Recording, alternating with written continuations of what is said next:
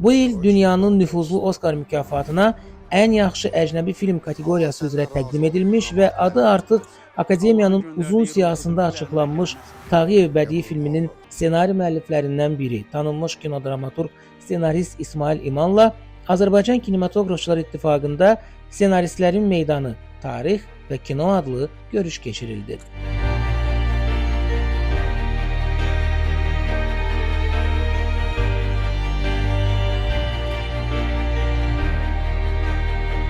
İsmail İman Tağıyev filmi üzərindəki iş prosesini, o cümlədən öz təcrübəsini slaytlar vasitəsilə görüş iştirakçılarına geniş şəkildə təqdim etdi.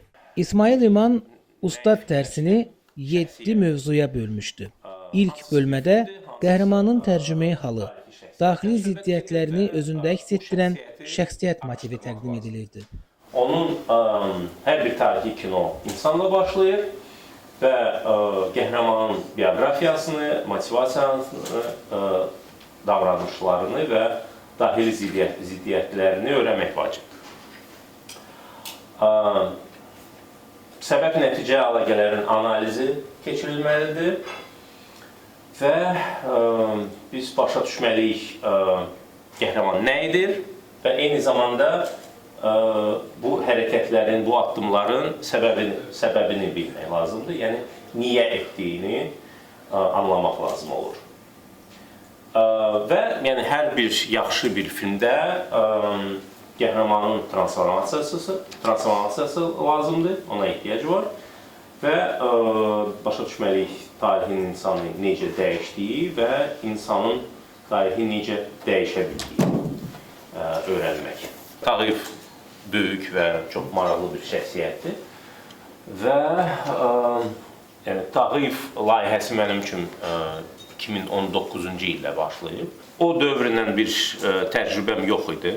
Mən keçən əsrin 40-cı illərdən o yana mən getmirdim də, yəni hansı hekayələrdə, hansı əsərlərdə, yəni o dövrünü araşdırırdım da, yəni keçən əsrin 60-cı illər, 40-cı illər, yəni ondan o yana yəni təcrübəm yox idi və İngiliscə deyək belə bir challenge olmuşdu ki, yəni bu dövrünü mən araşdıra bilərəm, yoxsa yox. Yəni o vaxt Zaur Qasımlı, yəni filmin rejissoru mənə müraciət eləmişdi və yəni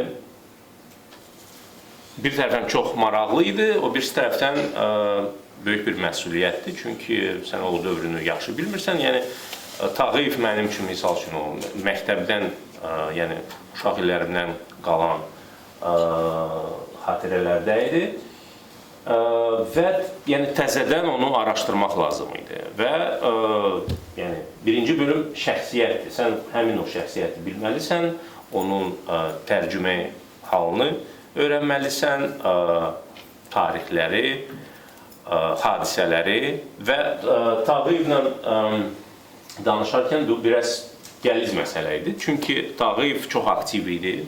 Yəni 3 ilin ərzində, 5 ilin ərzində yox, yəni onun ömrü boyu çox aktiv bir insan idi və Bakının o vaxt 19-cu əsrin sonu, 20-ci əsrin əvvəli, yəni ən aktiv insanlardan idi. Yəni bütün sosial, siyasi məsələlərdə iştirakı çox idi və yəni rolu əhəmiyyətli idi. Ona görə yəni seçim vardı, hansı hadisələri götürmək, hansı dövrə müraciət eləmək. Nəticədə bizdə çıxdı ki, 4 film çəkildi. Əslində biz daha çox istəyirdik. Yəni 8 bölümdən söhbət gedirdi. Sonra yəni bilindi ki, bu sadəcə mümkün deyil. Amma bir neçə hadisələr yəni kənarda qaldı. Çünki yəni seçməli idi hansına daha diqqət, hansı hadisələrə diqqət verək. Və bizdə hadisələr bitir elə ki 1901-ci ildə. Amma nəticədə belə oldu, amma biz düşünürdük ki, hadisələr hələ 1918-ci ilə qədər baş verəcək. Yəni əsas və birinci və çox önəmli bir bölüm bu şəxsiyyətdir. Yəni filmin şəxsiyyəti və ya da bir neçə şəxsiyyət ola bilər. Onların yəni ömrünü analiz eləmək, öyrənmək və bütün o tarixləri, bioqrafiyanın detalları öyrənmək və analiz eləmək. Personajların yaşadığı dövrü qlobal çağırışlardan məhəlli məsələlərə qədər düzgün əks etdirmək inandırmağın əsas şərtidir. Kinodramaturq ikinci bölməni dövr adı ilə təqdim edir. Təbii ki, dövrü bilmək lazımdır. O zaman nə baş verib, nə olub, hansı həyat idi, personajların yaşadığı dövrün dəqiq anlaşılması kadrın inandırıcılığının əsas şərtidir. Siyasi proseslər, sosial normalar, mədəni vərdişlər hamısını bilmək lazım olur. Kino dövrün ruhuna həssas yanaşmalıdır, təkcə faktları bilmək yox, həm də dövrün mentalitetini hiss etmək vacibdir. Yəni, mentalitet sözünü mən xoşlamıram, amma yəni, burada öz yerindədir. Çünki o dövrünü hiss eləmək üçün həmin o dövrdə cəmaət necə yaşayırdı, onu bilmək lazımdır. Və qlobal və mürəkkəb məsələlərdən, misal üçün geosiyasət, yəni biz başa düşməliyik. Misal üçün Azərbaycandan söhbət gedirsə, Azərbaycan vəziyyəti necə idi? Yəni Bakının vəziyyəti necə idi? Yəni biz 19-cu əsrdən danışırıqsa, yəni Bakının rolu Rus imperiyasının içində hansı rolu oynamışdı, onu başa düşmək və bu böyük məsələlərdən elə bir ki, çox sadə və məişət səviyyəsinə gələr. Yəni, nə yeyirdilər, nə barədə danışırdılar, hansı kitabları oxuyurdular, hansı hadisələri müzakirə edə bilərdilər. Dövr çox vacibdir. Sən başa düşməlisən, sənin o birinci slaydda olan o şəxsiyyət hansı dövrdə yaşayırdı, sən o dövrünü hiss eləməlisən. Misal üçün, nə yeyirdilər də, o da çox vacib məsələdir. Sən hansısa bir səhnə var, restorandır, evdir, sən başa düşməlisən, süfrədə nə var idi, hansı yeməkləri yemişdilər, onu başa düşmək, hansı mövzular ola bilər, hansı kitablar və misal üçün, Tağıyevdə 3-cü bölümdə Sonat Tağıyeva Hacı Zeynal Abidinə Gide Mapahasın boyunbağı hekayədən danışır və mən onu araşdırırdım. Yəni o kitab o vaxt Rus imperiyasında Rus dilinə tərcümə olunmuşdu, çap olunmuşdu, yoxsa yox. Yəni təbii ki, biz düşünə bilərik ki, o kitab heç fransız dilində olmuşdu, yəni Rus imperiyasında tanınmış bir kitab olmamışdı, amma real olmaq üçün sən istəyirsən ki, yəni dəqiq olsun, yəni mən şəxsən. Ona görə mən araşdırırdım ki, və bilindi ki, həmin o kitab, həmin o hekayə, Mapahsan yazdığı kitab tərcümə olunmuşdu, çap olunmuşdu və Sona Tağıyeva o kitabı oxuya bilərdi. Və sonra da sual yaranır, niyə bu hekayə? Çünki bu hekayənin mövzusu, yəni orada baş qəhrəman Matilda Loazel zədəgən olmaq istəyir, həmin o boyunbağı rəfiqədən alır, onu sonra itirir, sonra borca girir, o pulu qaytarmaq istəyir, ancaq nəticədə bilir ki, o boyunbağı bijuteriya olmuşdu, yəni onun heç bir dəyəri olmamışdı. Və bu mövzu toxunur Tağıyevin mövzusuna, yəni ikinci bölümdə, əgər siz baxmısınız, ikinci bölümün mövzusu Tağıyevin zadəgən olmasına həsr olunur. Ona görə yəni onun belə bir əlaqəsi var. Və təbii ki, bunu tapmaq lazım idi, araşdırmaq lazım idi.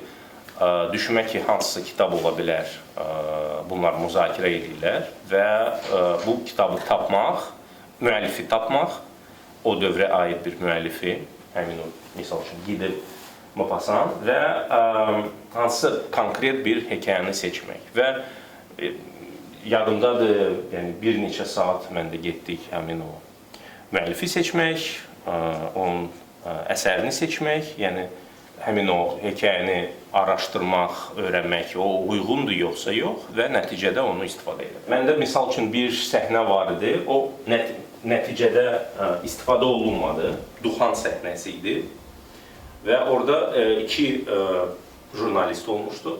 Tağıyevi tənqid eləmişdilər, yəni müzakirə eləmişdilər. Duxan səhnəsi idi və misal üçün həmin o rus jurnalist hansısa yeməkləri sifariş edirdi və başa düşmək lazımdır ki, nəyi sifariş eləyəcək. Mən o yeməkləri misal üçün Çexovdan götürmüşdüm. Hansısa Çexovun hekayədən götürdüm ki, filan yeməklər. Yəni onları istifadə elədim. Ya da misal üçün o da 3-cü bölümdür, Tağıyevin 3-cü bölümü. Tağıyevin bağında ailə yığışır və müzakirə eləyirlər. Eyfel qüləsini müzakirə eləyirlər. Mən də seçirdim hansı hadisələr ola bilərdi. Misal üçün, Eyfel qülləsi təzə açılmışdı Parisdə keçirilən sərgi üçün və o vaxt müzakirə olmuşdu, bu müvəqqəti qalacaq, yoxsa söküləcək sonra. Və bizdə süjetdə baş qəhrəmanlar, yəni İsmail Tağıyev və yoldaşı Parisə getmişdilər və o belə bir fürsət idi ki, bunlar həmin o Eyfel qüləsini müzakirə eləsinlər. Yəni tarixə, həmin o dövrə uyğun bir hadisələr, mövzular. Dövrün dilini xüsusi bölmə kimi təqdim edən İsmail İman, Tağıyev filmindəki personajların hər birinin özünə məxsus danışıq tərzini ön plana çəkir. Müasir tamaşaçı ilə keçmiş dövr arasında körpünü daha necə yaratmaq olar? İsmail İman bu sualın cavabını belə tapıb. Dil də çox vacib məsələdir və dövrün dilini hiss etmək vacibdir. Personajların danışığı autentik səslənməlidir, eyni zamanda müasir tamaşaçı üçün anlaşılan qalmalıdır. Müasir auditoriyaya uyğunlaşdırma olmalıdır, yeni alınma sözlərin istisna edilməsi, arxaizmlərdən ehtiyatla istifadə edilməsi. Azərbaycan dili 19-cu əsrdə, yəni əgər biz o dövrdən danışırıq da, misal kimi, 19-cu əsrdə və indiki, yəni fərqlənir təbii ki. Və misal üçün, o dövr üçün çoxlu sözlər var idi ki, hansı ki, yəni biz indi düşünürük, yəni türk dilindən gələn bir sözlərdir. Amma əslində yəni o vaxt istifadə olunurdu. Və müasir tamaşaçı düşünə bilər ki, yəni bu elə bir real Azərbaycan dili deyil və yəni türk sözləri istifadə olunur. Yəni tamaşaçı çaşbaş qala bilər. Ona görə, yəni, istər-istəməz o 18-ci əsrdir, 19-cu əsrdir. Yəni, dil müasir auditoriyaya uyğunlaşdırmalıdır. Eyni zamanda yeni alınma sözlərin istifadə olunmamalıdır. İstər-istəməz hansısa yeni sözlər var və çalışmalıyıq ki, onları istifadə eləməyək. Arxaizmlər, yəni ehtiyatla onları istifadə eləmək lazımdır. Yəni, çox istifadə eləsək, insanlar başa düşməyəcək bizi.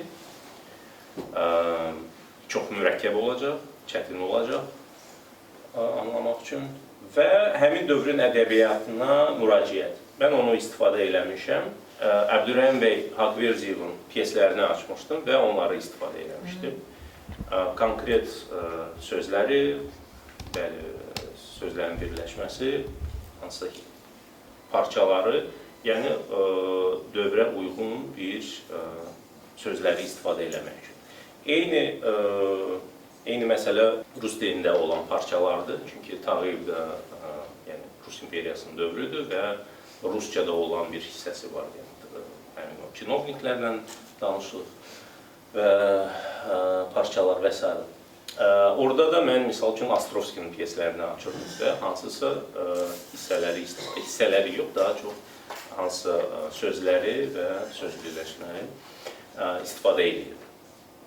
O da çox, yəni faydalı idi, böyük bir köməkliklə. Danışıq müxtəlifliyi lazımdır, çünki fərqli təbəqələr, peşələr və bölgələrin fərqli bir dil üslubu olur. Və təbii ki, hansı zədəgan bir cür danışır, hansı bir mollanın bir cür danışığı var və misal üçün həmin o fəhlələr başqa cür danışa bilərik. Bizdə tez-tez olur ki, biz düşünürük ki, hamı yaxşı Azərbaycan dilində danışmalıdır, yəni filmlərdə, kinoda. Amma biz də keçən dəfə də bunu müzakirə eləmişdik ki, həmin o rus sözləri istifadə olunur, yeni sözlər tez-tez istifadə olunur və yəni sırf düzgün Azərbaycan dilində danışanda diyaloqlarda o süni səslənir. Amma biz də onu nəzərdə tutmalıyıq ki, o vaxt hansısa rus sözləri istifadə olunur. Mən dünən misal üçün yenidən açdım həmin Haqq-Verzibin pyeslərini ya da Üzeyir bəyin o olmasın, bu olsun libretosunu açdım və orada da misal üçün var Abrazavonski sözü, yəni özdə bir neçə formada var. Bir də zamana uyğun adların istifadə edilməsi. Bu da çox bir vacib məsələdir, çünki biz başa düşməliyik ki, misal üçün 19-cu əsrdə anar adını biz istifadə edə bilmərik, çünki bu nisbətən yeni. 1915-ci ilə aid hadisələrdir. Mən açıram hansısa bir filmin, o vaxt çəkilmiş bir filmin heyətini və baxıram hansı şəxslər var. Ya da hansısa tarixi hadisədir, yəni o vaxtın cəmaatın adlarını götürürəm, istifadə edirəm. Yəni real cəmaatın adlarını sadəcə dəyişdirirəm. Yəni kiminsə soyadını götürürəm, kiminsə adını. Yəni o dövrə uyğun bir adlarını tapıram. Misal üçün Tağıyevdə çox maraqlı bir məsələdir, o 4-cü bölümdə olacaq. Ruhani adamların adlarını, yəni fikirləşmək, hansı adlar ola bilərdi. O da, yəni o vaxtın ruhani adamlarını tapmaq lazım idi və yenə də birləşdirmək, variasiyalar eləmək. Hər bir tarixi ekran əsərinin ssenarisi geniş məlumat bazası əsasında yazılır. Amma burada nələrəsə diqqət yetirmək lazımdır. Hansı mənbələr daha dəqiqdir? İsmail İman 4-cü bölmədə istifadə etdiyi mənbələri bu cür təsnifatlaşdırır. Həm bədii, həm elmi ədəbiyyat ola bilər, sənədlər, salnamələr, dövrün mətbuatı, əgər o vaxt mətbuat var idi və səhvlərdən qaçmaq üçün məsləhətçilər lazımdır. Onlar həm tarixçilər, dilçilər və s. mühüm rol oynayır. Bayaq bu görüşdən qabaq məndən soruşdular ki, hansısa arxivləri mən istifadə eləmişdim. Tağıyla söhbət gedirsə, yoxsa yox. Mən də indi izah eləyəcəm. Arxivləri mən istifadə eləyə bilmədim, çünki pandemiya vaxtı idi. Yəni o vaxt mümkün deyildi. Amma bizdə çox yaxşı məsləhətçi var idi, Fərhad Cabarov. Və mənim yadımdadır ki, birinci dəfə mən gəldim, onunla görüşdüm və mən dediyim kimi uşaqlıqdan xatirələr Tağıyevlə bağlı idi. Gözlənilməz referenslər filmin üslubunun formalaşmasında mühüm rol oynayır. Bu xüsusda tarixi mənbələrlə yanaşı, hətta həmin dövrdən bəhs edən, amma tarixi yükə malik olmayan bədii filmlər də etibarlı referens kimi çıxış edə bilər. Mənbələrə yaxındır, çünki istər-istəməz hansısa bir kitab həm referens ola bilər, həm mənbə də ola bilər. Çünki misal üçün Əli və Nino kitabı həm referensdir, həm də o dövrün mənbə kimi istifadə oluna bilər. Eyni zamanda misal üçün Banin, Qafqaz günləri, onun əsəri, Tağıyevlə bağlı həmin kitabda o əhvalat var, o balıqla, üzüklə O da, yəni mən də o uşaqlıqda da yadımdadır o əhvalat. Siz bilirsiniz yəni ki də. Müziyi atır. Hə, sonra da balıqçılar gedir dənizə və çoxlu balıq. Nəticədə onu analiz eləyirsən, başa düşürsən ki, bu biraz qəribə əhvalatdır da. Bu lətifə kimi bir şeydir də. Yəni real səslənmir bu. Biz də onu istifadə elədik filmdə, amma yəni həmin o lətifə kimi bir əhvalat danışılır. Yəni təbii ki, hansısa filmlər ola bilər. O olmasın, bu olsun filmi. Təbii ki, çünki o dövrünü əhatə edən bir filmdir. Yəni vizual referenslər çox azdır. Yəni filmlər demək olar ki, yoxdur ya da qalmayıb. Yəni o dövrdə çəkilmiş filmlər. Çox qatlılıq. Buna bəzən şaxələndirmə də deyirlər. Xüsusilə tarixi filmlərdə hər personajın şəxsi hekayəsi qabardılır. İkinci dərəcəli personajlar əlavə süjet xətləri yazılır. Və mənim üçün həmişə vacibdir ki, mən inanım ki, kadr arxası həyat bu filmdə var. Yəni sən hansı bir hissəni görürsən, amma düşünürsən ki, arxada, sağda, solda kimsə yaşayır, kimsə hərəkət eləyir. Və bu hissi yalnız dekorasiyalar, geyimlər və qrafika yox, həm də qəhrəmanların hekayələri, dövrün mürəkkəbliyini birləşdirən, yəni ssenari lazımdır və həmin o hissi ssenari yarada bilər. Buna böyük bir ehtiyac var və ikinci dərəcəli qəhrəmanlar və əlavə süjet xətlər də filmdəki dünyanın genişlənməsinə xidmət edir. Çünki, yəni, misal üçün, bizdə də Tağıyevdə bir neçə başqa qəhrəmanlar da var, hansı ki, ümumiyyətlə tarixi qəhrəmanlar deyil, uydurma qəhrəmanlardır, amma onların da öz arkası var, öz hərəkətləri, öz süjet həddi var. Yəni, onlar da mütləq lazımdır. Müasirliklə diyaloq, çünki mənim fikrimcə hər bir uğurlu tarixi film hər zaman da müasirliklə bir diyaloq qurur. Diyaloq qurmalıdır və hansısa aktual sualları,